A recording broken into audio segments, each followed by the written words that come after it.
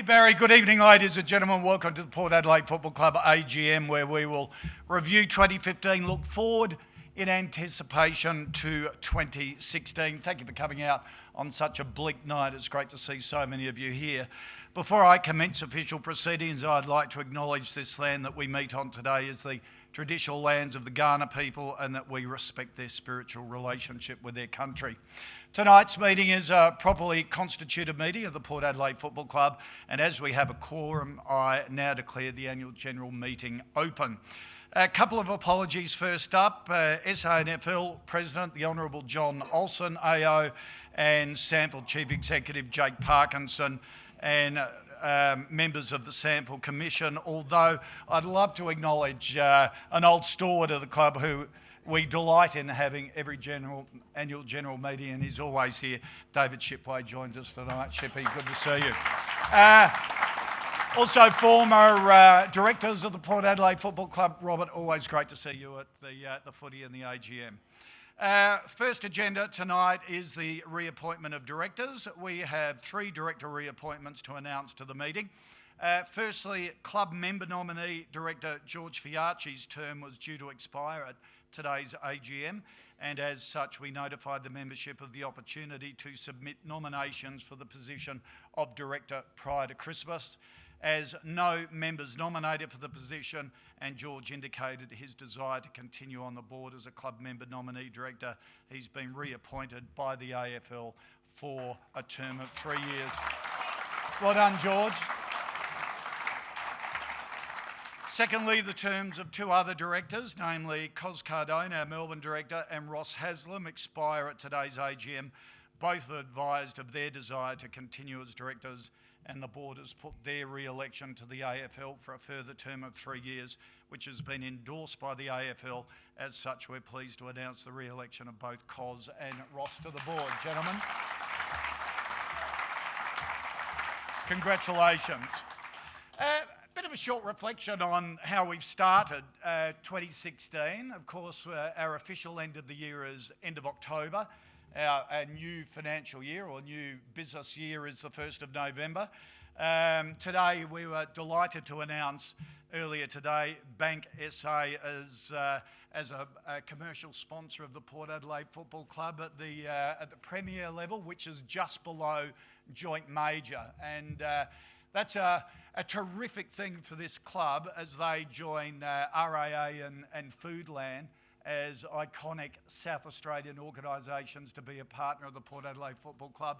And of course, at that same level, we have international and national companies such as Parmalat and 4 and 20 Pies and UBet, all in that level. And of course, our joint majors, Energy Australia and Renault. So we welcome Bank SA to the Port Adelaide family, and not only are they a commercial sponsor of your footy club, but also they're going to be putting together some terrific deals for our membership as well. So if you've got banking issues or you're a bit narky with your existing bank, Bank SA is going to be the organisation for you, so we welcome them aboard. As Barry said, we've passed the 53,000 member mark already. I think, Richo, we were about 51,000 just before Christmas.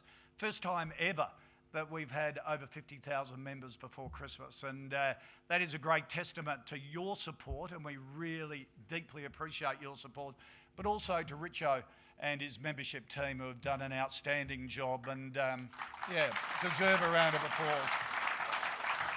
You may not know all of the different departments of an AFL club are benchmarked against other AFL clubs, and on that benchmarking from the AFL, our membership services, along with most other areas of the club, are ranked in the top 2 or 3 in the AFL, and we're really proud of that because that's one of the benchmarks we set ourselves 3 years ago. We wanted to be a best practice AFL club, and top of that tree was to provide our members the very best service. So this year's membership renewals, I think, rolled out beautifully. So again, thank you for your support, and thank you to Richo and his team.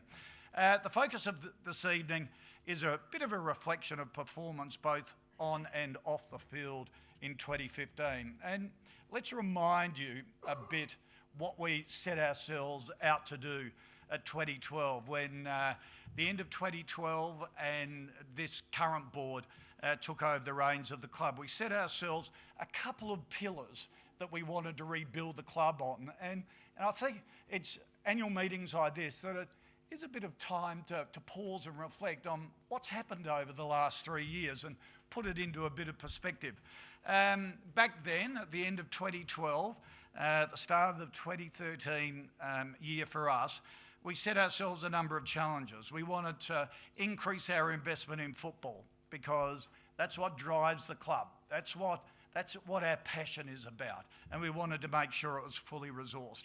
We wanted to win back corporate Australia with commercial sponsorship because that commercial backing from corporate Australia is just essential to investing in footy. It has a ripple effect.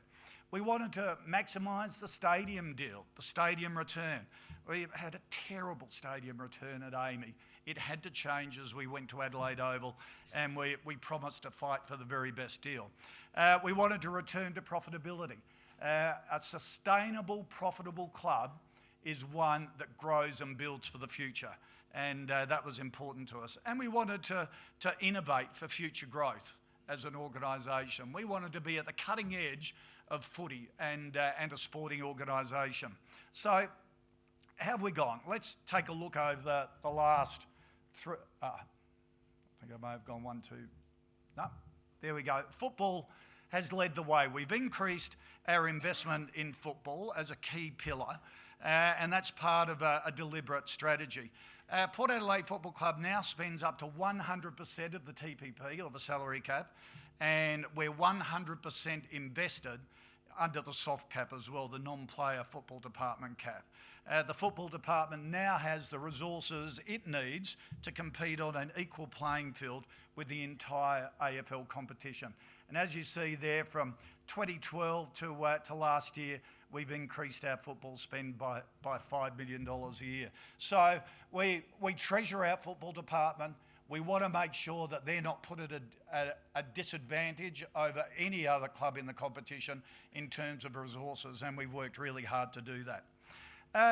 As a result, the on-field performance of Port Adelaide Footy Club has responded to that investment made by the board and has led the resurgence of the club. Let's go to the next one. There we go. Whilst disappointed, and we're all disappointed, and we all own that disappointment, every single person within the club, of finishing 9th last year and not making the finals.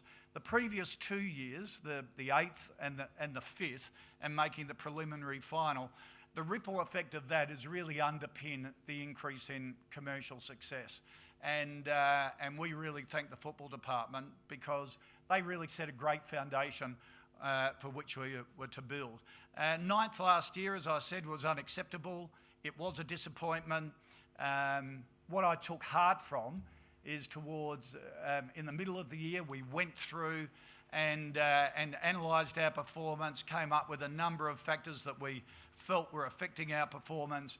We did something about it, and as a result, we won 7 of the last 9 games. Still not enough because of that poor early season form to get into the finals.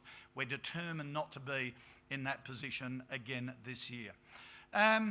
Another key pillar was to re-engage the heartland, re-engage you as Port Adelaide members, members that may have been disappointed in the past in the club. We wanted to earn your trust back again, and we did that in a number of ways. And have you responded? You responded absolutely magnificently. Our average attendance has increased from just under 20,000. First time the club had an average attendance under 20,000 in 2012 in the history of the club. Last year we averaged 43,000. In terms of membership, our membership has gone from 37,500 to 60,475, and we can honestly say we are the team for more South Australians today. And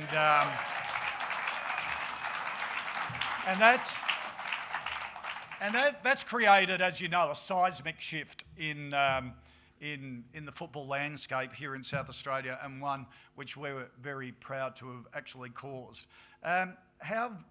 What's the basis of that? Basically, we instituted iconic opportunities for you to enjoy your game at the footy and your day at the footy, the march to the MCG. Just an extraordinary picture at that preliminary final with something like 10,000 Port Adelaide members marching from the Flinders Street Bridge to the MCG. That's been converted into the march from the mall every home game. Never tear us apart with the 60-second countdown to the bounce, the team entry, a whole series of rituals that whenever we go to Adelaide Oval to see our team play, that makes us feel part, that makes us one big family and a big community. And that's really important to us that you've responded to it. You've adopted these rituals and made them the pride of the AFL. The AFL sends over their game day coordinators and organisers of every AFL club to come to Adelaide Oval to see our home games, to try and learn and improve themselves. And that is a huge testament to our events team who put it on and the tireless work they do during a home game to make sure everything works smoothly and we put on a great show that everybody enjoys. Give them a round of applause. They've done a great job.